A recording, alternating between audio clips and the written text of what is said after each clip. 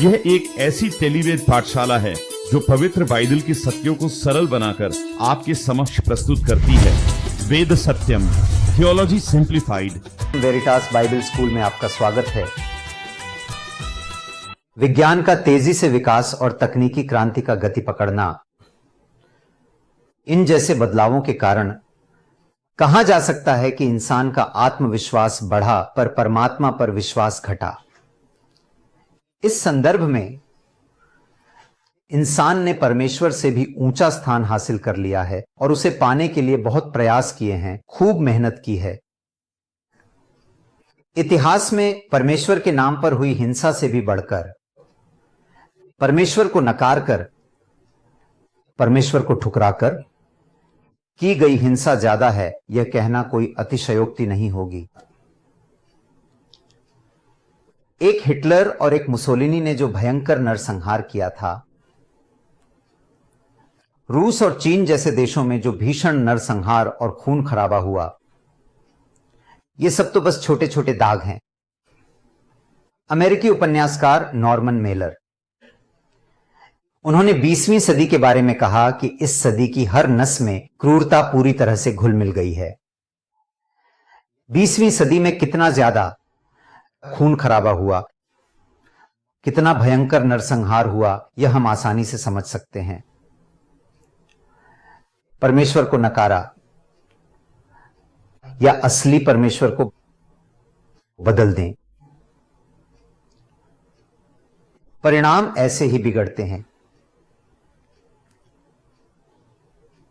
अगर हम अपने भारतीय समाज में आकर देखें, हमारे लोगों में बहुत भक्ति और श्रद्धा होने के बावजूद हमारी भक्ति में अंधविश्वास, स्वार्थ और अब धार्मिक उन्माद भी अपनी जगह बनाता जा रहा है, जो चिंता का विषय है।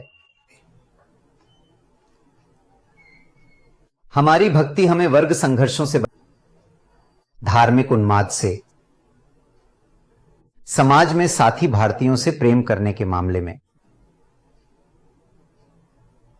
या फिर जातिवाद से छुड़ा नहीं पा रही है। ये सांसारिक तरीके ईसाई धर्म में भी घुस आए हैं, यह कहना कोई अतिशयोक्ति नहीं। बाइबल आदेश देती है कि सांसारिक रीति रिवाजों का पालन न करो। इस धर्मनिरपेक्षता को, अपने चारों ओर की इस सांसारिक सोच को हमने अपना लिया है। भारतीय ईसाइयों को अपना परमेश्वर नहीं पता, ऐसा एक ईसाई वक्ता महीने पहले कहा था। यह सच ही लगता है। जब हम खुद को देखते हैं तो नहीं लगता कि हम अपने परमेश्वर के योग्य व्यवहार कर रहे हैं। हम ईसाई होकर जीवन दाता हमारे परमेश्वर को और जीवन का मानक हमारी बाइबल को अगर नहीं जानेंगे तो यह धर्मनिरपेक्षता हमें पूरी तरह से निगल जाएगी। हमारी सोच विचार की प्रक्रिया भी बहुत धर्मनिरपेक्ष होती जा रही है, उनके परिणाम भी वैसे ही होंगे। इसी कारण वेद सत्यम आपके सामने प्रस्तुत हुआ है। इंसानों के बनाए ईश्वर से नहीं, बल्कि इंसानों को बनाने वाले ईश्वर से आपका परिचय कराकर, उनके स्वभाव और स्वरूप को आपके सामने प्रकट करके, सत्यवेद अर्थात बाइबल के सत्यों को सरल बनाते हुए उन्हें आपके जीवन और आज की आपकी परिस्थितियों पर लागू करने में, सत्य को समझने में सहायता करने वाला एक सुबोधक मंच, यह धारावाहिक वेद सत्यम। हम इस ईसाई शिक्षा श्रृंखला में आपका सहर्ष स्वागत करते हैं और आपका आदर करते हैं और यह आशा करते हैं कि इसके परिणाम स्वरूप यह आपके लिए बहुत बड़ा आशीष का कारण बनेगी। इस श्रृंखला में हम ईश्वर के बारे में उनके वचन के माध्यम से सच्चे और पवित्र ग्रंथ बाइबल के द्वारा हमें मुख्य रूप से और प्राथमिक तौर पर जो बातें बताई हैं, उन सभी महत्वपूर्ण विषयों पर हम इस पर कुछ और अधिक विस्तार से तथा गहन चर्चा करेंगे। यह वेद सत्यम नामक श्रृंखला में आपका एक बार फिर से हार्दिक स्वागत करता हूं।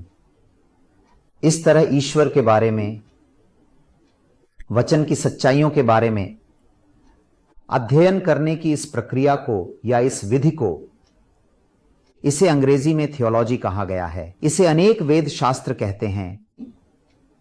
इसे दैवीय शास्त्र अथवा भागवत शास्त्र जैसे विभिन्न नामों से भी संबोधित किया जा सकता है। इसका तात्पर्य यह है कि जब हम ईश्वर के विषय में और उनके पवित्र वचनों में निहित विषयों का गहन अध्ययन करते हैं तो इसे देव शास्त्र कहना सर्वथा उचित होगा। थियोलॉजी यह अंग्रेजी शब्द भी थियोस और लोगोस से मिलकर बना है। इन दो ग्रीक शब्दों का एक संयोजन है। थियोस का मतलब है ईश्वर और लोगोस का मतलब है स्टडी, अध्ययन करना है। आप जानते ही होंगे जैसे बायोस और लोगोस को मिलाकर बायोलॉजी बना है, जिसका अर्थ है जीवन का अध्ययन। यह जीव विज्ञान बन गया। इसी प्रकार एंथ्रोपोस और लोगोस को मिलाकर एंथ्रोपोलॉजी बना है। ठीक इसी प्रकार यदि एंथ्रोपोस का अर्थ मानव है तो मानव के विषय में अध्ययन करना मानव शास्त्र कहलाता है। बिल्कुल उसी तरह जियोस प्लस लोगोस का मिलन, जैसे जियोस और लोगोस मिलकर जियोलॉजी बना, जिसका अर्थ है भूगर्भ शास्त्र, क्योंकि जियोस का अर्थ भूमि है और भूमि के बारे में अध्ययन भूविज्ञान बन जाता है। इस प्रकार हमें थियोस के विषय में अध्ययन करना चाहिए, यानी ईश्वर के बारे में। तो यह थियोस और लोगोस का संगम है, से यह धर्मशास्त्र बन गया। लेकिन धर्मशास्त्र केवल कुछ पादरियों और बिशपों तक ही सीमित नहीं है और शिक्षकों तक ही सीमित नहीं है। ऐसा बिल्कुल नहीं है। वास्तव में ईश्वर के वचन को आम लोगों की भाषा में, सरल और साधारण भाषा में, हिब्रू, ग्रीक भाषाओं से अनुवाद करके आज हमारी मातृभाषा में, हमारी समझ आने वाली भाषा में, ताकि हम उसे पढ़ सकें। अनेक प्रयासों और संघर्षों के बाद कई लोगों ने अपना जीवन समर्पित कर दिया, अपने प्राणों का त्याग कर दिया और कड़ी मेहनत करके हमें यह प्रदान किया है। इसलिए हम सबको भी, एक सामान्य ईसाई को भी, हर ईसाई पुरुष और स्त्री को जिसने मन परिवर्तन किया है, वचन को पढ़कर, उसका अर्थ समझकर, उसे अपने जीवन में अपनाकर और उसके अनुसार जीवन व्यतीत करते हुए 10 लोगों को वचन के माध्यम से मसीह का सुसमाचार प्रचार करना ही ईश्वर का महान उद्देश्य है। जैसा कि एक धर्मशास्त्री ने कहा है, हर मसीही विश्वासी एक धर्मशास्त्री होता है। इसलिए प्रत्येक ईसाई व्यक्ति को धर्मशास्त्र का थोड़ा बहुत, कम से कम शुरुआती स्तर पर अध्ययन करके वचन की सच्चाइयों के बारे में एक गहरी और व्यापक समझ विकसित करनी चाहिए। हर ईसाई को अपना कर्तव्य समझना चाहिए और इसे स्वीकार करना चाहिए। इसीलिए इस धर्मशास्त्र को, इस थियोलॉजी को जब हम इसे सरलीकृत करके समझते हैं, अर्थात जब हम बाइबल की सच्चाइयों को वेद सत्यम नामक इस श्रृंखला में जानेंगे, तो हमारी मुख्य पाठ्य पुस्तक, हमारी मेन टेक्स्ट बुक बाइबल ही होगी। हमें याद रखना होगा। और यहां हम एक महत्वपूर्ण बात बता रहे हैं। धर्मशास्त्र और पौराणिक कथाओं के बीच बहुत बड़ा अंतर है। धर्मशास्त्र ईश्वर के विषय में एक प्रकार का एक अध्ययन। कौन सा ईश्वर? जिसने सभी मनुष्यों की सृष्टि की है, जो देश विदेश, जातियों, धर्मों और प्रांतों से कहीं ऊपर, जो इन सभी चीजों से परे है, जो सभी के लिए एक समान है, जो सभी के लिए समान है और जो सबसे परे है, उस सृष्टिकर्ता ईश्वर के विषय में वास्तविक ज्ञान प्राप्त करने के लिए सत्य की खोज करते हुए उन्होंने जो कुछ भी प्रकट किया है, उसी आधार पर उनका गहराई से अध्ययन करना ही यह धर्मशास्त्र है। यह पौराणिक कथाओं जैसा बिल्कुल भी नहीं है। पौराणिक कथाएं मनगढ़ंत कहानियों से पैदा होती हैं। वे काल्पनिक कथाओं से जन्म लेती हैं। अलग अलग देशों में अलग अलग पौराणिक कथाएं होती हैं, जैसे हमारे देश में हैं। पौराणिक कथाएं अतार्किक होती हैं। एक ही कहानी में बेतुकी बातें होती हैं। एक कथा का दूसरी कथा से मेल नहीं होता। परंतु धर्मशास्त्र में तार्किकता अवश्य होती है। यदि पौराणिक कथाएं कल्पना से उत्पन्न होती हैं, धर्मशास्त्र यह ईश्वर द्वारा लिखवाई गई पवित्र बाइबल की पुस्तक और धर्म ग्रंथ से तथा ईश्वर द्वारा प्रकट किए गए शाश्वत सत्यों से संकलित किया गया है। तो यह वास्तविकता से परे नहीं हो सकता है ना?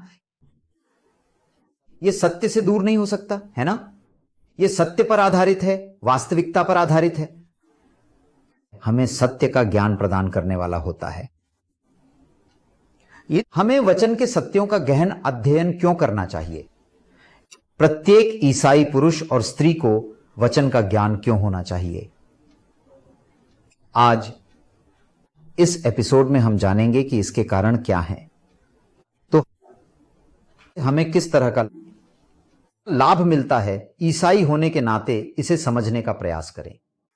पहली बात, जब हम वचन के सत्यों को गहराई से समझते हैं तभी हम ईश्वर को ईश्वर के रूप में समझ पाते हैं। यह पहला कारण, क्योंकि जिस ईश्वर ने हमारी सृष्टि की है उसे हम खुद से नहीं जान सकते, सही है ना? कल्पना भी नहीं कर सकते। अगर हम कल्पना करें किसी को भी भगवान मान लेंगे, किसी भी चीज को ईश्वर बना सकते हैं, किसी को भी ईश्वर बना सकते हैं। क्योंकि यह खतरा है ईश्वर के बारे में परिचय खुद ईश्वर ही सही से दे सकता है। जो कुछ भी ईश्वर ने अपनी पवित्र पुस्तक में स्वयं के विषय में लिखवाया है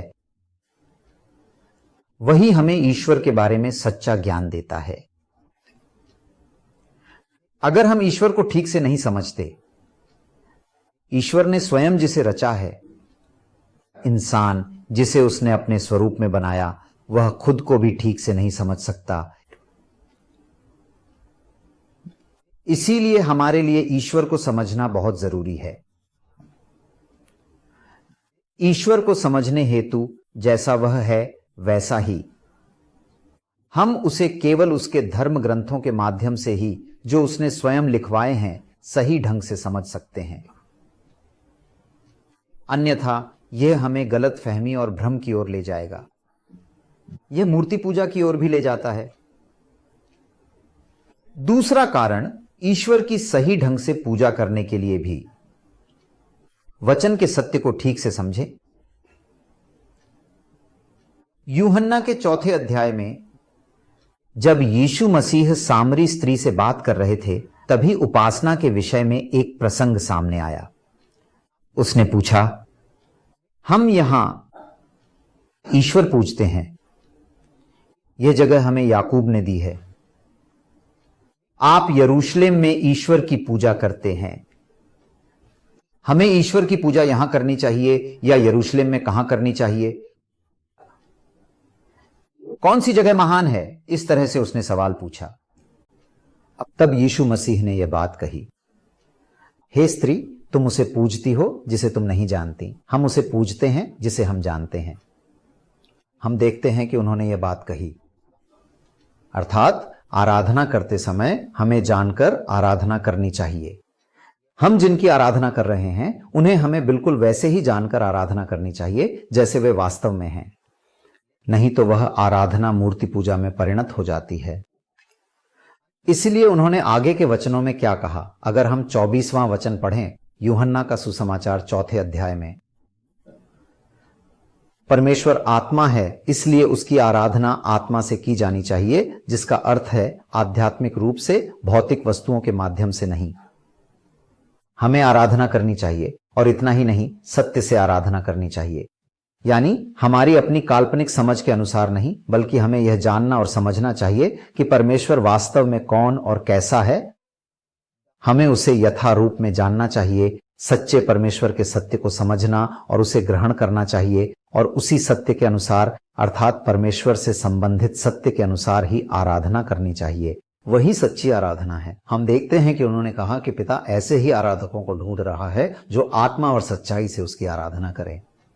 तो दूसरा कारण यह है कि यदि हमें सही ढंग से आराधना करनी है तो परमेश्वर ने हमें जो सत्यमय बाइबल ग्रंथ दिया है उसके सत्य को हमें पूरी तरह से समझना आवश्यक है। हमारे जीवनदाता, क्योंकि हमारे जीवन के रचयिता स्वयं परमेश्वर ही हैं। परमेश्वर ने अपने शास्त्रों में इंसान को कैसा जीवन जीना चाहिए, इस उद्देश्य को परमेश्वर ने बहुत स्पष्ट रूप से व्यक्त किया है। इसलिए जब हम बाइबल ग्रंथ को सही ढंग से समझते हैं, उसका अध्ययन करते हैं और उसका पठन करते हैं, उसका अध्ययन करके और जब हम उसका पालन कर पाते हैं, तो हम ये जान पाते हैं कि जीवन को कैसे संवारना है, जीवन को कैसे परिभाषित करना है, जीवन के परम उद्देश्य को कैसे जानना है और उसका आनंद लेना है, यह हम समझ पाते हैं। इसलिए अगर आप अपने जीवन को सुंदर और सार्थक बनाना चाहते हैं तो वचन ही मानक है। इसीलिए हमें वचन की सभी सच्चाइयों को समझना और ग्रहण करना चाहिए। चौथा कारण है कि हमें विश्वास करने और उस विश्वास में प्रगति करने के लिए भी परमेश्वर के वचन का ज्ञान बहुत जरूरी है। वचन ही आधार। लिखा है कि सुनने से विश्वास उत्पन्न होता है। इसलिए अगर हम नहीं सुनेंगे और वह भी वचन को नहीं सुनेंगे तो विश्वास उत्पन्न नहीं होगा। इसीलिए विश्वास करने के लिए वचन की सच्चाई को अपने अंदर ग्रहण करना अत्यंत आवश्यक है। विश्वास करने, मुक्ति पाने, मन फिराव करने और यीशु मसीह के शिष्य बन जाने के बाद भी हमें विश्वास में बढ़ने के लिए वचन की आवश्यकता होती है।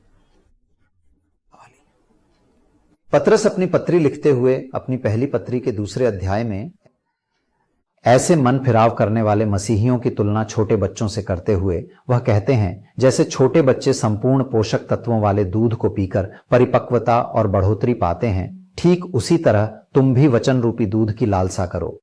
इतना ही नहीं, यीशु मसीह ने एक अवसर पर यीशु मसीह ने कहा था, यह हम सब जानते हैं कि अगर तुम छोटे बच्चों जैसा विश्वास रखोगे तो परमेश्वर के राज्य के वारिस बनोगे। लेकिन बहुत से लोगों ने इसे गलत समझा है। छोटे बच्चों जैसा विश्वास का अर्थ बचकाना विश्वास होना बिल्कुल नहीं है। इसका मतलब यह नहीं कि विश्वास में हमेशा बौने बने रहें। छोटे बच्चों के समान विश्वास का अर्थ है जिसमें कोई कपट ना हो, जो शुद्ध हो और एक वास्तविक सच्चा विश्वास हो। उस विश्वास में आने के बाद हमें कभी भी बचकाने विश्वास में नहीं रहना चाहिए। हमें विश्वास में बड़े होना चाहिए। इसीलिए पौलुस ने कहा, जब मैं सयाना हो गया तो मैंने बचकाना हरकतें छोड़ दी। अर्थात अगर हमें विश्वास के जीवन में परिपक्व होना है तो हमें परमेश्वर के वचन की सच्चाइयों को अपने जीवन में पूरी तरह से आत्मसात करना होगा और उन्हें समझना होगा।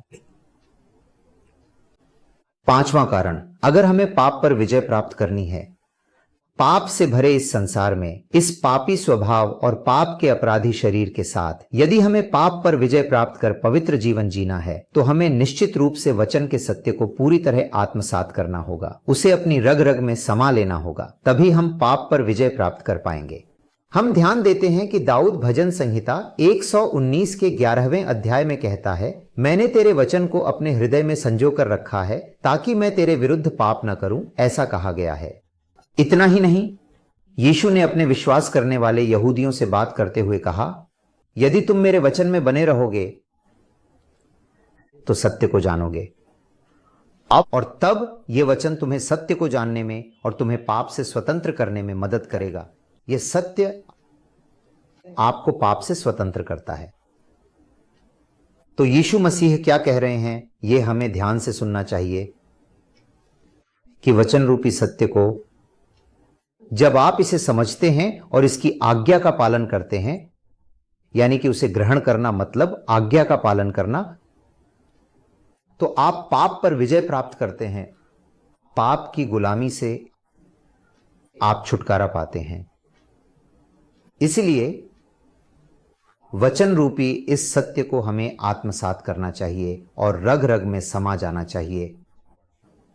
पाप पर विजय प्राप्त करने के लिए यह अत्यंत आवश्यक है। इसलिए हमें वचन के सत्य का अनुसंधान कर उसे जानना चाहिए। हमें इसे समझना और लागू करना चाहिए। इसके अलावा एक और कारण यह है कि हाल ही में मसीहियों में अनुभववाद की मात्रा बहुत अधिक बढ़ गई है, बहुत ज्यादा, यानी जिसे अंग्रेजी में एक्सपीरियंशियलिज्म कहते हैं, यानी वरिष्ठता। शादी के बारे में बात करनी है तो शादीशुदा व्यक्ति ही बात करे, तो फिर तलाक के बारे में बात करनी हो तो क्या तलाकशुदा ही बात करे? हां, क्या पाप में गिरे एक युवा को सलाह देने हेतु आपको भी उसी पाप में गिरना होगा? इस अनुभववाद में क्या खास है? इसका अर्थ यह है कि हम अलौकिक अनुभवों की खोज में लगे रहते हैं। इसका क्या मतलब है? थोड़ा एक सहज और साधारण अनुभव के बजाय असाधारण अनुभवों की आवश्यकता है। इसीलिए जब हम चर्च में जाते हैं तो एक तरह के अनुभव की तलाश में रहते हैं। परमानंद में वे एक तरह के परमानंद में चले जाते हैं, आवेश में भाव विभोर होकर झूमने लगते हैं। या फिर यह कहना कि कोई आवाज सुनाई दी थी, या फिर किसी दर्शन को देखने की चाह रखना, या फिर यह कहना कि कोई स्वप्न देखा है। इस तरह के असाधारण अनुभवों की तलाश। हम ऐसे मसीहियों में शामिल होते जा रहे हैं जो अनुभवों पर कुछ ज्यादा ही निर्भर करते हैं। परिणाम स्वरूप हम ऐसी स्थिति में पहुंच रहे हैं जहां एक ऐसी दुखद स्थिति आ गई है जहां लोग वचन की बजाय अपने अनुभवों को अधिक महत्व देते हैं। मैं आपको वचन से इसका एक उदाहरण देता हूं। यीशु मसीह के 12 शिष्यों में से कुछ ऐसे भी शिष्य थे जो उनके बहुत करीबी थे। वे 3 थे, यानी पतरस, यूहन्ना और याकूब। उन तीनों को साथ लेकर यीशु एक दिन एक ऊंचे पहाड़ पर गए। वहां उन्हें एक ऐसा अद्भुत दर्शन प्राप्त हुआ था जो उस समय तक किसी ने भी नहीं देखा था, रूपांतरण के पहाड़ पर। परंतु यह रूपांतरण का अनुभव था। वहां मूसा, एलियाह के साथ यीशु मसीह भी उपस्थित थे। उन्होंने एक ऐसी अद्भुत चमक देखी जिसमें वे प्रकाशित हो रहे थे। उसी अनुभव के बारे में बताते हुए पतरस अपनी पत्री में, और उसके बाद वह कहता है, हमारे पास इससे भी कहीं अधिक निश्चित भविष्यवाणी का वचन है। ऐसा वह वचन के विषय में लिखता है, जिसका अर्थ है हमारे अनुभवों से, आत्मिक अनुभवों से भी कहीं ज्यादा महान और श्रेष्ठ है। अटल भविष्यवाणी का वचन यानी बाइबल है। यही इसका अर्थ है। ये स्वप्न, ये दर्शन और तरह तरह के अनुभव कभी कभी हमारे मन में उथल पुथल मचा सकते हैं।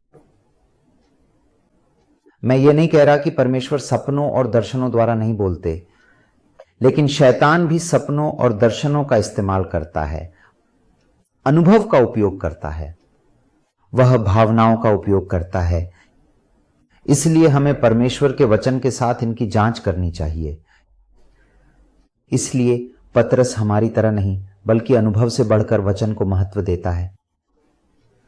इसलिए यदि हम भी अपने अनुभव से ऊपर परमेश्वर के वचन को रखें और वचन की सच्चाइयों के साथ अपने अनुभवों को समय समय पर जांचते रहें, तो हम गलती में पड़ने से, शैतान के जाल में फंसने से और भ्रम में रहने से बच सकते हैं। इतना ही नहीं, यह हमें उन सभी नकारात्मक प्रभावों से भी बचाएगा। हम वचन को क्यों पढ़ें और उसकी सच्चाइयों को क्यों सीखें?